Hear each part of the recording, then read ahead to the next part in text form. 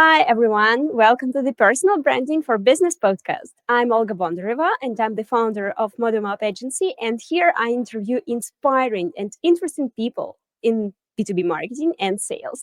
And today I'm speaking with Yovany Jerez, and he is the senior director and great professional in B2B marketing at AT&T. Great to have you. How are you I doing ap- today? I appreciate the invitation to speak to you and to reach your audience about a topic that I'm passionate about. I have a lot of experience with, and hopefully, as we maximize our time here, and I can share some practical, insightful, golden nuggets of wisdom to you and your audience. Targeting, 20, 50 people in their company so they could see my ads on Instagram, on LinkedIn, on Facebook. So every time they go into a Wi-Fi, my ads pop up. So then that adds another layer of complexity. It's like, when are they ready to make those decisions? It's like, how do I translate that to something that's applicable to what the business customer needs at that moment of time? And that allows clarity, and it is in that clarity that you could build speed and depth. And you have an amazing, bright experience across many industries and many roles. How all of these roles shaped your approach to B2B marketing? Yeah, no. So I think it's important to highlight that there's consumer marketing and there's B2B marketing, right? Yeah, They certainly have a lot of connective tissue, right? In terms of the philosophy, in terms of maybe some of the tactics that are used. However, I've always found business marketing to be a lot more difficult. It requires a lot more refinery, requires a lot more strategy. Consumer yeah, marketing has a lot more leeway, right? Because consumer, everybody's a consumer, right? Even though you do build your ideal client profile, your ICP, right? Even though you mhm, have your ideal customer, you build different personality types, right? That will make good customers, right? You can certainly refine the consumer part more. It's still a lot more broad, right? It gives you a lot more leeway to sort of just shoot to see what sticks. Okay. Now, yeah, when it comes to business marketing, that world it shrinks, right? You go from consumer, which is a world of millions, to a world that might be 23 million, maybe less than 30 million for sure, right? For especially in the enterprise segment. Yeah. especially with the enterprise segment, right? So I spend I target a lot of small business, mid market, and enterprise businesses, and all of Mhm. those I find them that it's a lot harder, a lot more difficult to reach that person because once you understand the company that you're targeting, then the second layer of complexity is, well, who in the company am I going to target? Is it the CEO? Is it the CTO? Is it the supply chain individual? Or is it the person who's doing the purchasing and buying, who might be a chief of staff, who might be a secretary? That's the level of complexity that is added, that then it becomes it just becomes a lot more challenging to then create layers of targeting to reach the right audience at the right time when they're dispositioned to want to they need your product, and they're willing to listen to you. So yeah, that Yeah. I think those are the key differences between consumer and marketing and business Mhm. marketing. And I like the idea that B2C marketing is more about analytics and numbers, and B2B marketing is more about people because your audience is much smaller. What do you think about it? Yeah, no, so I would agree that both arms require analytical and strategy, right? Yeah. The complexity, I would argue, in business marketing, I would say it's just more because I could come up with you know all the different company profiles that will be ideal to use my products and services. But again, it's like, then the people in it, like, who are the ones who are going to be making our good influence? Do I reach them on LinkedIn? Do I do targeting ads on LinkedIn? Do I do account based marketing, where I just focus on targeting 20, 50 people in their company so they could see my ads on Instagram, on LinkedIn, on Facebook, on Google search? Do I do geofencing around where they are? So every time they go into a Wi-Fi, my ads pop up. Um, and and again, on business marketing, it's less about brand awareness, although that's always important, no matter whether you're Mhm. consumer or business marketing. Brand awareness is always important, but I have more of a call to action to like, hey, engage with our company, engage with my account executive, and have a conversation. Right now, Yeah. there's data that shows that a savvy buyer, right, anybody who's in the market, they're looking to learn. They typically are researching more proactively than they were in the past. Before Yeah. they could just have the luxury to wait and somebody will knock and eventually they will talk to someone. Now they're, the clients, we find the data demonstrates that they're proactively researching when they're ready to buy, or even when they're beginning to explore buying the products and services. So they'll look at the, top three, top five, top eight products and services, companies that they could purchase those products and services from, and they'll Mhm. proactively research against them, and they might end up prioritizing things differently according to their company culture. So then that adds another layer of complexity. It's like, when are they ready to make those decisions? But what I do know is that they're Mhm. always ready to learn, and that's what I try to do. I try to position our marketing as almost like an invitation to learn. Hey, did you know that while you might associate us with cell phone services and internet, do you also know that we do cybersecurity, right? And I always Mhm. find that to be like, oh no, I was not aware of that. So then that becomes an invitation for them to learn more and engage us. And when we engage us, then that opens the door of dialogue, and we could, hopefully have the right product and service at the right time for them. Yeah, sounds great. And they are also looking for inspiration for some new ideas. This is how you can give it to them. Yeah, Yeah, great. some brands have the advantage of brand recognition, right? They're multinational brands. AT&T is a Mhm. multinational brand, right? So from an upper funnel activity, right? Brand recognition, that's really well. But just because your brand is well known, right? It's like, how do I translate that to something that's applicable to what the business customer needs at that moment of time? Small Mhm. business is, okay, so let me say, enterprise, Mhm. right? It's what I would argue, pays the bill a lot easier, right? Because you land one enterprise account, and that could be a multi-million dollar contract, right? Yeah. Mid-market, right? Mid-sized businesses also the same, right? It's not at the same level as enterprise, but landing five mid-market accounts, it's also very lucrative. Now, small Mhm. business, right? It's a different ecosystem, because in small business, you have the mom and pop shops, you have this businesses that are startups, you have businesses that have been in business for 5, 10 years, and now they're in hyper growth. So you have a diversity of different levels of growth in a small business, and Mhm. and and and that makes that environment a lot more complex, on when to actually, reach at them when they're ready to do business with you, and why they should do it with you, the big brand. Is that Mhm. helpful? Yeah, yeah, absolutely. It's absolutely helpful. And I'm interested, you lead a team of over 11,000 people. It's just very impressive. Yeah, how do you do it? How do you build it? How do you keep Yeah, everyone connected? yeah. So I don't lead that team today in my current role. That Mhm. was on a previous role, and all I could tell you is Mhm. that it's a lot of headaches. All the bad things bubble up to you. Yeah. However, You're the however, most responsible person in the team. Yeah. yeah. Well, I mean, it's what ends up happening is, you. and this is why I empathize with a lot of executive leaders out there, right? Because Mhm. bad news travels fast.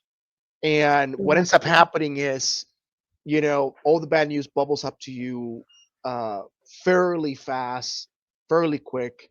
And it's it could you could get easily jaded, right? As a leader, Mhm. you could get easily jaded, and you could easily Yeah. forget, like, no, there's also good news, that we're doing a lot of good things as well. Yes, we're falling short here and there, but we're also doing it right in all these other areas.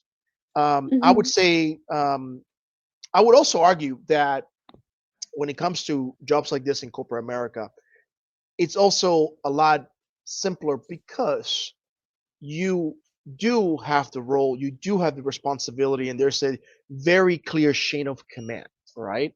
So Mhm. it's, while I like to democratically solicit input and listen to ideas, ultimately the decision falls upon me, right? So Mhm.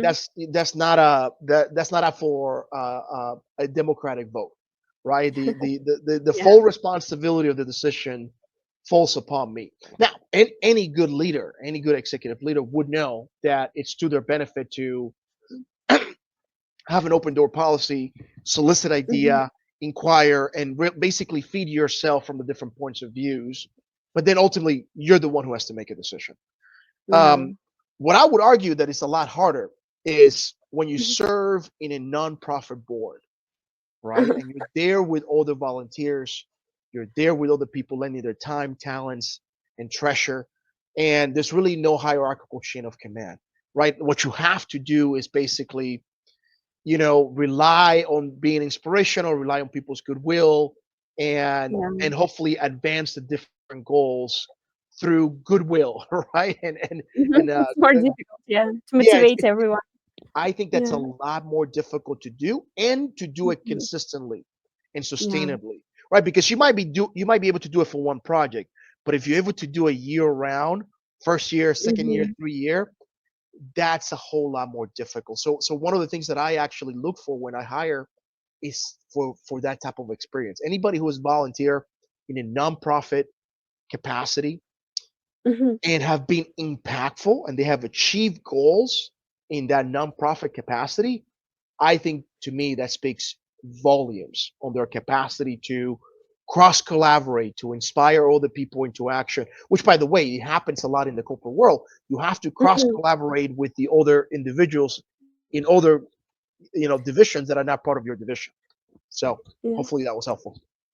Yeah, it's interesting actually how, for example, people who have experience in nonprofits, they can be better for the job in corporations. Yeah, that's interesting. So Yeah, go volunteer, everyone. Yeah. yeah, in a corporation, you have to cross collaborate with people who are not part of your hierarchical chain of command, right? Yeah. So, I mean, like, I have stakeholders in legal, in public relations, in external affairs, in product, in design, in my agencies, right? So Mhm.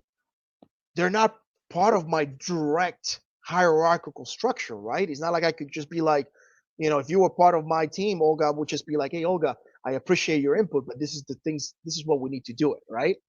Mhm. You can't go around in a big corporation, an enterprise level corporation, with that type of Yeah. attitude. You have to cross collaborate very intentionally, and that skill set can really be developed and fine tuned in nonprofits, in volunteering in Mhm. nonprofits. So yes, I Yeah, agree with it's you. Go great and advice. volunteer. Yeah, yeah. Do it. I hope we'll motivate someone to start volunteering. And in terms of scale, you've led over 450 omnichannel campaigns and reached out to millions of customers. And what do you focus on to make sure that these kind of large campaigns truly resonate with the audiences? Because I think it's very difficult to do. Yeah, no. So the easiest part of that is sticking to the brand voice, and making Yeah. sure that no matter what tactic it is that you're using, your brand voice is very defined, your parameters are you work within the parameters, right? And that Mm-hmm. actually reminds me of a saying that my grandfather always used to share with me, which is, the quickest, deepest, fastest rivers in the world have the most defined banks.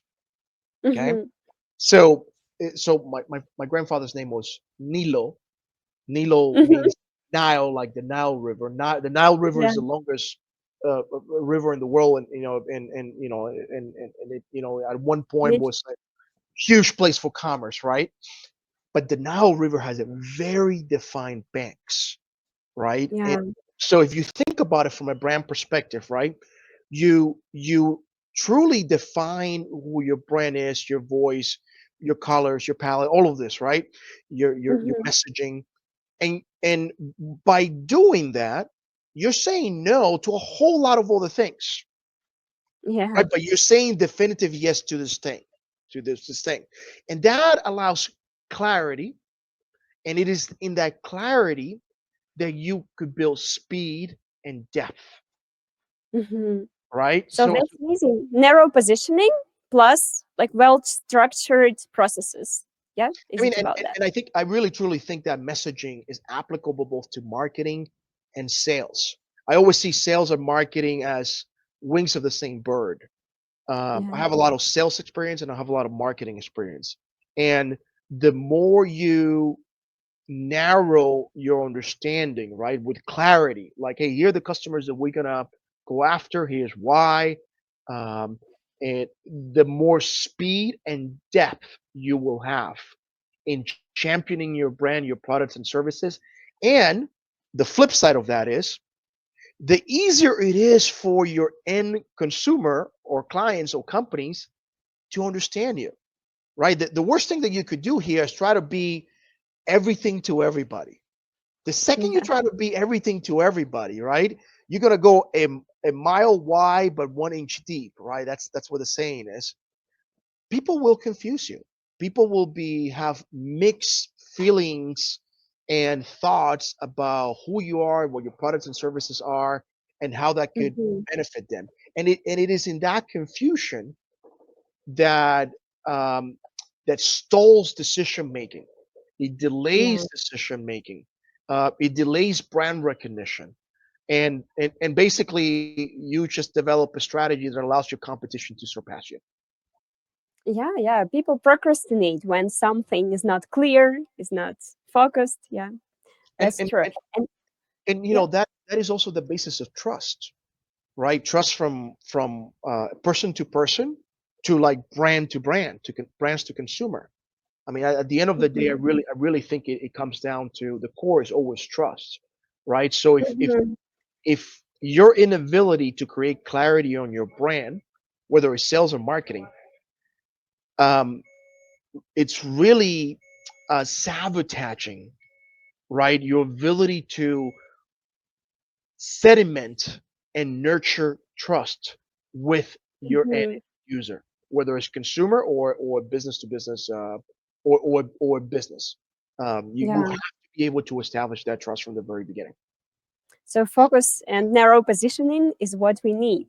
And I really loved your phrase about sales and marketing being the wings of the one bird. And I want to ask you about the approach, which I believe is something like that. It's one bird with two wings, marketing and sales. It's account-based marketing. And we spoke earlier, and you mentioned that you used account-based marketing approach techniques as a part of your work as a marketing director, marketing professional. Could you share a little bit more about that approach? Yeah. So let me be very cautious. Mhm. I'm not gonna. There isn't one golden egg when it comes to this. Okay. Like, Okay. what I would argue is that you just have to think about the pros and the cons, right? Yeah. So the so as a marketer, right, is to my benefit and to my budget's benefit, right? Because my budget is limited, Mhm. to attempt to create messaging that is as encompassing as possible, right? Mhm.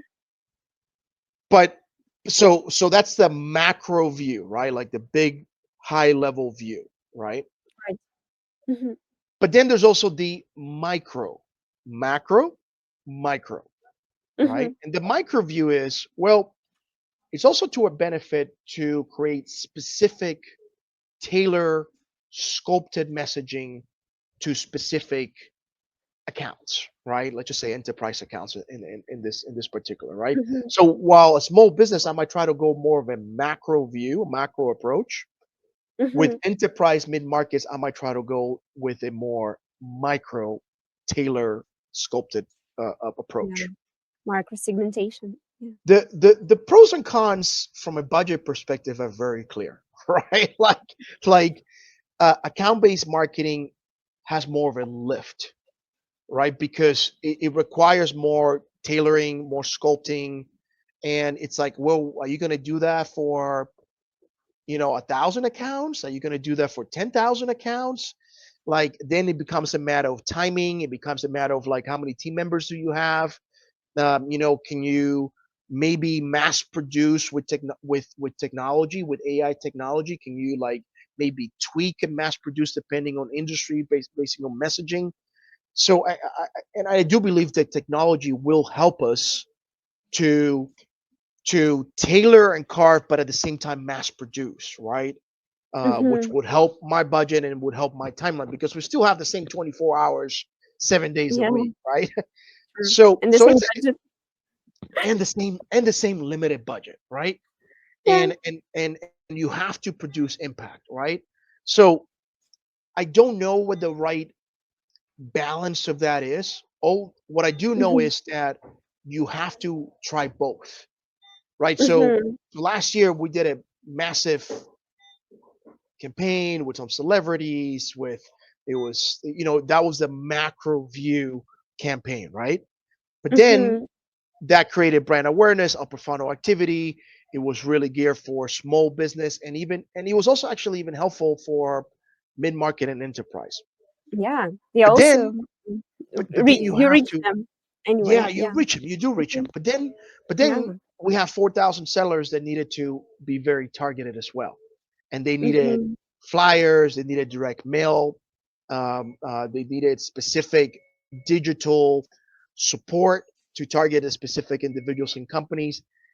That's a heavy lift, right? We cannot do that Yeah. for every company. So we got to be very selective on how to do that. So between those two goals, you just got to dance around and just don't be stagnant. Don't innovate. I mean, make sure you're innovating and don't get stagnant. Yeah, that's true. And you mentioned before, when we spoke before, you mentioned LinkedIn as a part of your approach. Also, could you tell me more about how you use LinkedIn, maybe your team?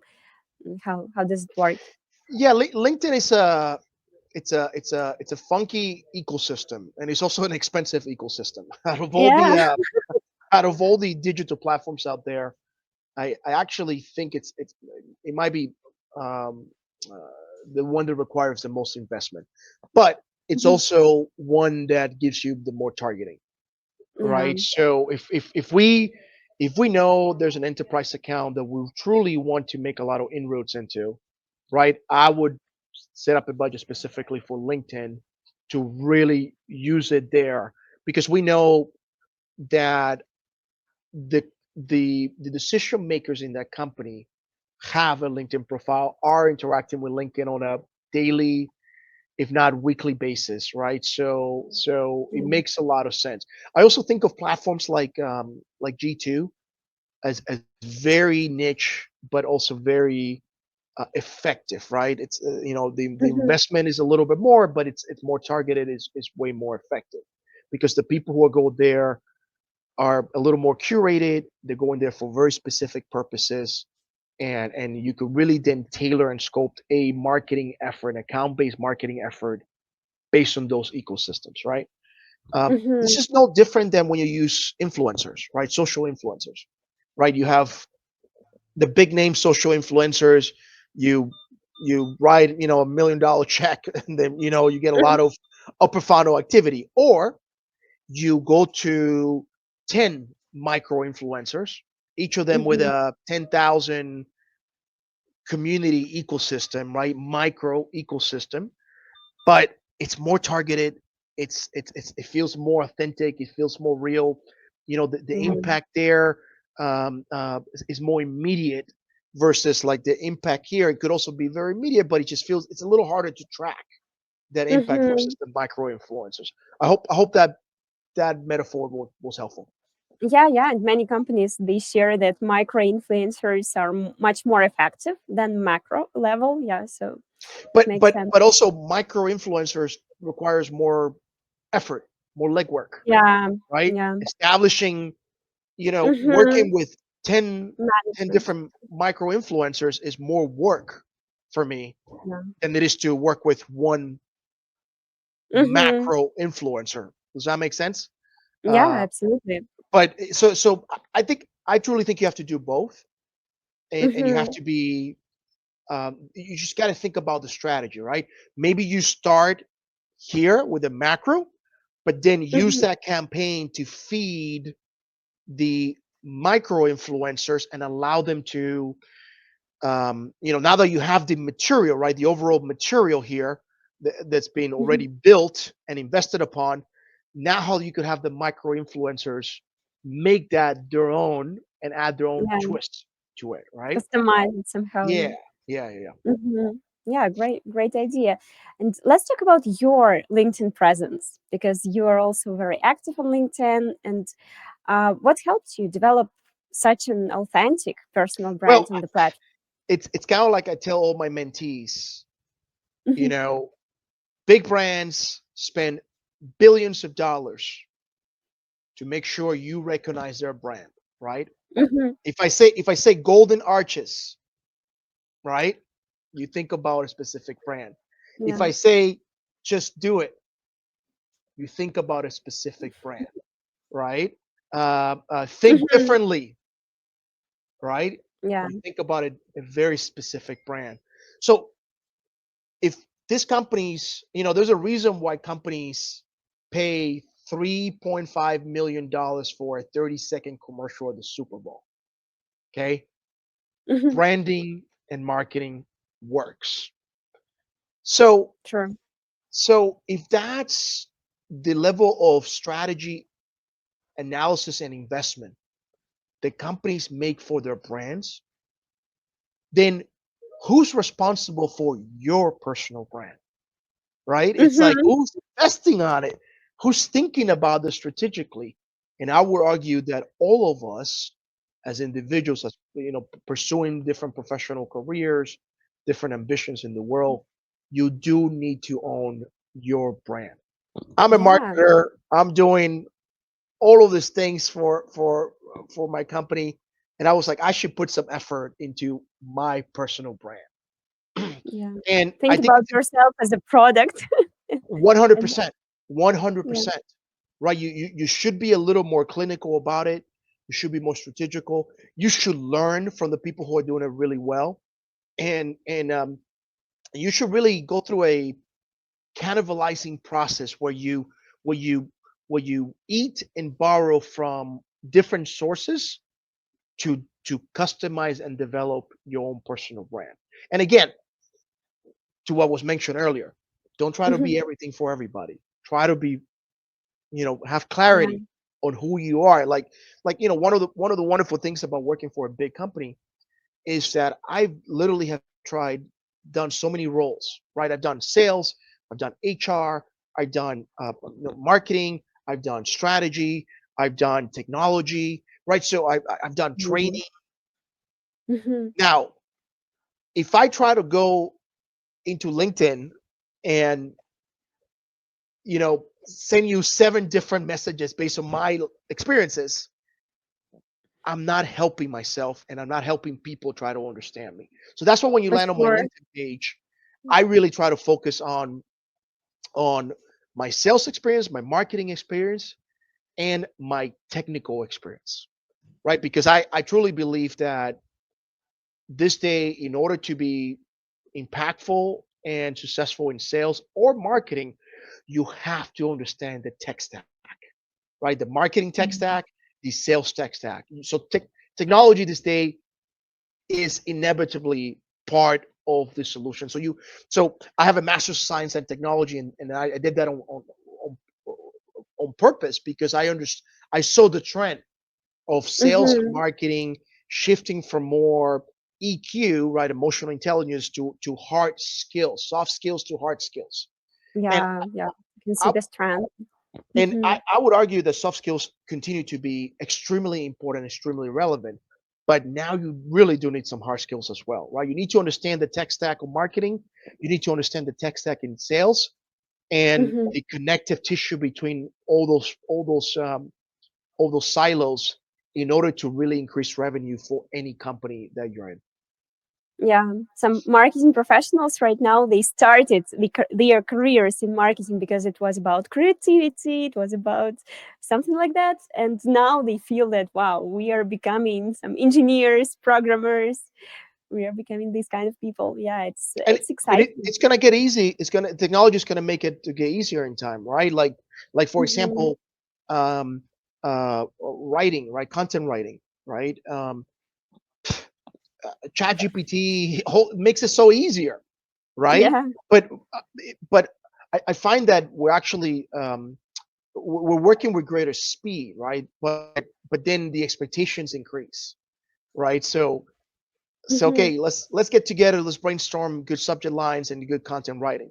So everybody uses chat gpt or or their favorite lms system, and they go like, give me 10 subject lines on this specific subject, and then I always ask them to pick their top two, right, and come to the meeting with the top two. So that's going to make the meeting a lot more efficient, right? But Hmm. then Yeah, sure. there's still a very human element of brainstorming and truly nitpicking, right? And that's the creative side. But in order to get there now, you need to have that technical side where you're able to use the systems, right, to prompt Hmm. smartly and appropriately in order to come ready for this meeting. And now, before we used to do that, once a month. Now we're doing it every week. So right, so the Yeah. volume increases, right? The expectations increase. Yeah, we are becoming more productive. Actually, about technology, I want to dive a little bit deeper into AI and ask you a question about maybe what kind of areas in marketing or scenarios in marketing for now are real in terms of using Yeah, AI. Hmm. yeah. I think in my experience, the so first of all, AI has a lot of noise, right? There's a lot of like, Yeah, right. So that's why some people are skeptical about it because they yeah. need some real scenarios, not just So this noise. Yeah. I'm going to share Mhm. a very practical and scenario. Okay. So Amazing. we produce Mhm. marketers produce a lot of content. We produce a lot of PowerPoints. We could do a lot of briefs. We have a lot of research, right? Like where there is a study here, a commission study here, a group study that's limited. So my point here is, so far we've been using different repositories of knowledge, right? Where we put all Yeah. these documents there, whether it's a PDF, whether it's a PowerPoint, whether it's a Word document, whether it's an Excel list. So I think this is one of the easiest things that a company can do is create a environment where everybody could dump their files in whatever format there is, and you have an AI layer that, behind the firewall, right, Mhm. protected behind the firewall, that is searching against all those documents, against all that knowledge. So Oh, yeah. for me, that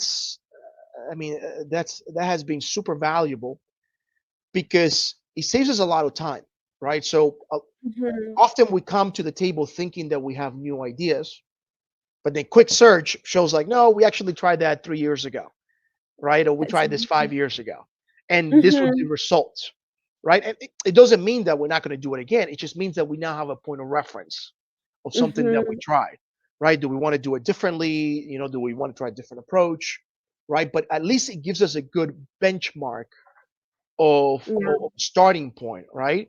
And that wasn't feasible until now, right? Like Mhm. before, it was just a matter of like, who remember, right? Who remember Who remembers who has that document? Is it on a laptop? Yeah. Is it on a SharePoint? Is it on the cloud somewhere?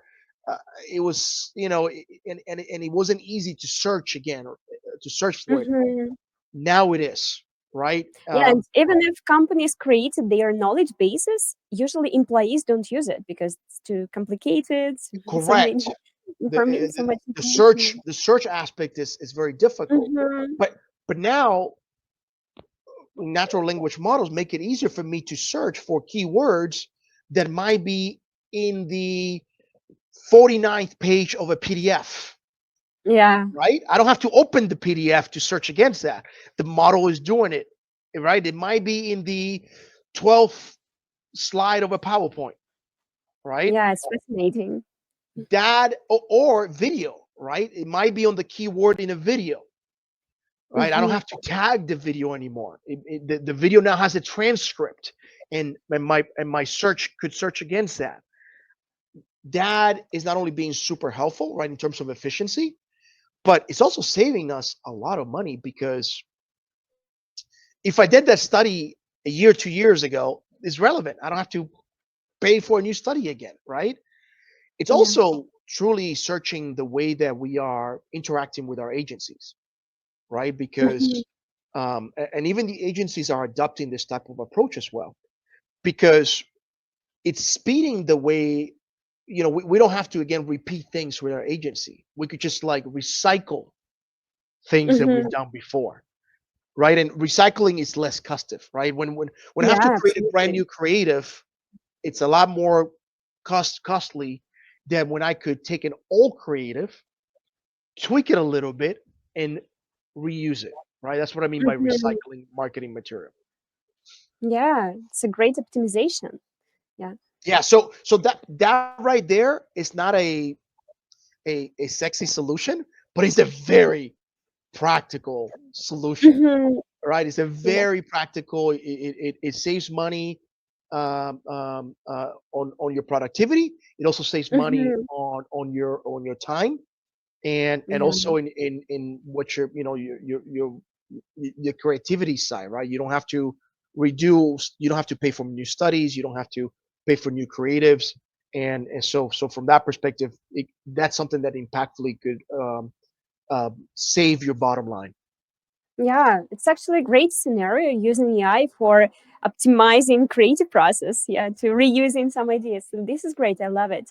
I talked to several marketing professionals from big tech, and some of them say that AI creates brand related content. For example, brand posts on social media or articles or some other content better than humans. Do you have this kind of experience, or you use Well, so human I think operators? the idea there is to try to attempt to hyper personalize, right, Yeah. my ad to the individual looking at it, right? So I'm a Hispanic male, mid 40s, married, kids, right? Live in Los Angeles. So Mhm. that's could you hyper personalize the ad to me versus you, Olga, right? Like, and the answer is yes, the technology exists, right? And I think someone who's been like a really good example that we can relate to is Netflix, right? If you Mhm. look at, if I open my Netflix and you open your Netflix, our It will be homepage is going different. to be different, right? And Yeah. even if Netflix shows us the same movie, right, it's Mhm. going to show us a different um, um, Like a creative, recommendation. a Ah, different okay. creative of that Uh-huh. movie, right? So Ah, and so really? for yeah, so for example, I don't know, Braveheart, right? Like Mel Gibson's movie, Braveheart, Mhm. right? If it shows Braveheart in my homepage and it shows Braveheart in your homepage, it might have different pictures of it. For me, it might show Oh, Mel I didn't know that. Gibson, yeah, Yeah. in action. For you, it might Mhm. show him and his wife, more romantic, right? So it begins to Uh-huh. play to stereotypes and biases and all that, but Mhm. it's not. It's based on your preferences Yeah, as an what I clicked individual. more often. Yeah. Correct, Mhm. right? And for me, that's very obvious when I look at the profile, my profile versus the profile of my wife versus the profile of my kids, right? Versus the profile of my parents, right? I see, Mhm. oh, I begin to do that, and that. So imagine being able to do that at a mass Mhm. scale in an efficient way, in a more cost-effective way, right? When I have my digital campaign and I give Mhm. $1 million to Google, Facebook to like market a bunch of small businesses, right? How do Mhm. you hyper personalize that? So yes, I think the technology is getting there. I don't fully trust it yet. They have been examples of major blunders that have Mhm. hurt the brand. So you got to Yeah, be people already feel this AI personalization, for you example. Yeah. got to be very careful. I've Yeah. seen there've been very public examples of PCG brands that have attempted to use this hyper personalization at a mass scale, and they end up making massive, costly mistakes that hurt their brand Um, and reputation. yeah. Because, for Or example, just mhm. because I'm Hispanic, it Mhm. doesn't mean that you need to speak to me in Spanish, Yeah. right? Like if you're marketing me in English, that's fine. I Mhm. actually prefer that you market me in Spanglish, right? Like 80% of the message is in English, but then you like sprinkle something that shows that you understand my cultural affinity, right? Mhm. Um, but those are very tricky, sensitive um, space. And I Yeah. truly don't think that the technology is there yet to hyper personalize that at mass scale in the digital marketing space. But I think we're going to get there. Mhm. Yeah, yeah, we'll see, we'll see. And yeah, I believe the potential is huge. And actually, about how did you say Spanglish, or how do you Spanglish. Yeah, Spanglish? Yeah, Spanglish. yeah, Yeah. yeah, yeah. Love it, love it. We used it because on LinkedIn in some outreach campaigns, we used it. Like, for example, we start in Spanish for the Latin American audience. We start with, for example, local greeting and local thank you then, and the rest of it is in English because, for example, our client speaks only English, and they expect that someone who comes to a call or Right. meeting, they speak English. Yeah, but a little bit of local touch Oh, is you works just better. reminded me. You just reminded me of another technology that we often use: translation Uh-huh. services. Right. So Yeah. so it used to be that we would work with companies that had talent, right? Human beings that were bilingual, and they will come and they will translate, professionally translate things for us. These days, we have that technology internal, right? We still need Hmm. somebody to review it just to make sure, because I Yeah. really don't Feel think the free. technology is still 100%. So we still partner up with agencies to do this translation services, and they're using tools, right, to make their work a lot simpler. But they still added a human eye to it just to make sure, right? But I Hmm. think that's another tool that's very practical, right? So if you're a solo entrepreneur looking to create content for multiple languages, English, Spanish, Hindi, for example, you have now AI technology that could massively expedite that for you on your Yeah. behalf, right? But you still got to be cautious. I really don't think the technology is 100% there yet. You still got to add Yeah. a huge eye to it. Yeah, and many marketers, they just save huge budgets on this localization because they used to have teams, huge teams that worked on that, and now they have AI and some proofreaders. It's much Yeah, but more like. about this Mhm. concept of budget, I want to be careful because I truly don't think that we're saving like the Mhm. operational costs remains the same. Mm. Okay, Right. what's changing here in the Mhm. marketplace is the expectations of production, Mhm. right? So your budget, so $100 million might still remain the same, but now you're expected to do 3x, 5x productivity with the same budget. Yeah. right? So I Mm-hmm. really don't. So I think there's an erroneous concept that I often see people make online, which is, oh, because we're able to do have a greater impact, I could take my $100 million budget and shrink it to 50 million. And No. I actually don't think that's what's happening in today's landscape. What's happening Mm-hmm. is you still retain the $100 million budget, but you're expected to have a 5x impact with it, Yeah. right? You're By becoming more effective, yeah, with yeah, the so same I budget. I don't I Mm-hmm. don't think teams, for example, are shrinking, right? We're not letting go of people. We're not shrinking people. We still need those marketers to be there, but now we need them to be 3, 5x more productive, right? Like, hey, Yeah. it used to take you, 8, 10 weeks to send an email or marketing email or create a digital campaign. Now you need to do it within 3 to 4 weeks, Mm-hmm. right? So And your we have more productivity. intellectual tasks for them because all of the junior work can be done by AI. Yeah. Yeah, correct. So I think so this whole concept of AI replacing experienced professionals, I don't think that's incorrect. What's going to happen? Your job is going to be replaced by people that are able to produce more with these tools, Mm-hmm. right? So it's a matter of like, what's your level of proficiency, so that your Mm-hmm. productivity is 3, 5x more than the person who doesn't have that experience, right? A junior person, or somebody Mm-hmm. who refuses to go and update their skill sets, or it's like, we've always done it this way, so we're not going to continue to do that, Yeah, yeah. right? Like you really are taking yourself out of the marketplace. But if you want to remain in the marketplace doing what you're passionate about as a marketing professional, skill up with the tools out there, because your role will still be there, but Mm-hmm. now you're tasked to produce more. And if you're tasked Yeah. to produce more, you got to find operational efficiencies that allow you Mm-hmm. to produce more. Yeah. The expectations are much Yeah, higher. correct. Yeah. And at the end of our podcast, I wanted to ask you a question about what kind of advice would you give to marketing and sales leaders who want to build maybe the effective system for their companies Yeah, right now in the AI world? I Mhm, think that the most practical.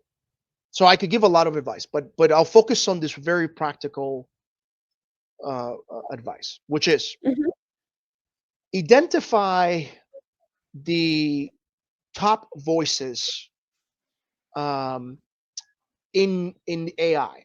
You start with a list of 10, 20. Okay, mhm.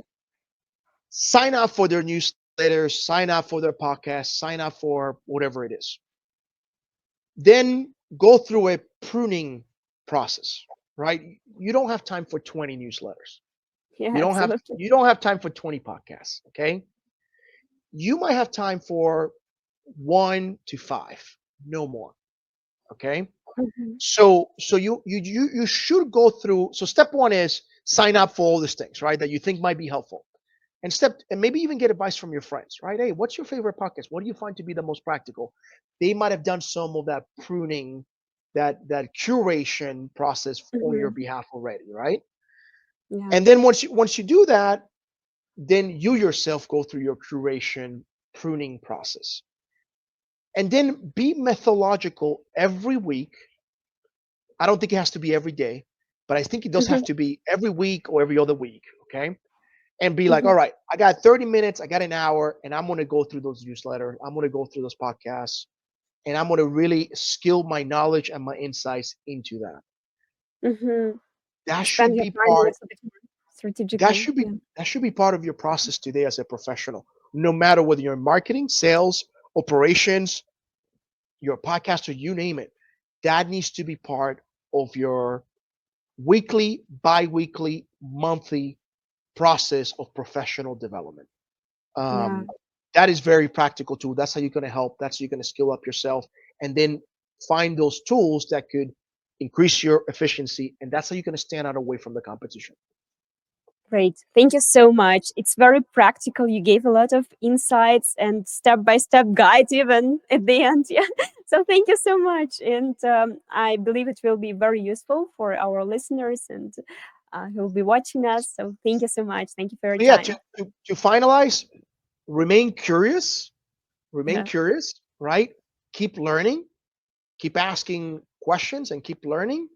And just you know, lean towards curiosity, lean towards like, yeah, you might have, I have 20 plus years of experience, but I'm still Mhm. learning, right? I'm Yeah. still so you talk about skill sets. It's like I don't know what that skill set is that allows you to remain curious. How do you Mhm. amplify the ability to remain curious, right? And learn as fast as possible. But at the same time, simultaneously as you're doing that, also increase your ability to create clarity that Mhm. leads to greater trust, right? So as I think about those final thoughts, remain Yeah. curious, continue to learn, create clarity, make sure where your banks as an individual, as a company, and how you creating trust. That will be my final message to your audience. Thank you for your time. I Thank appreciate it. you.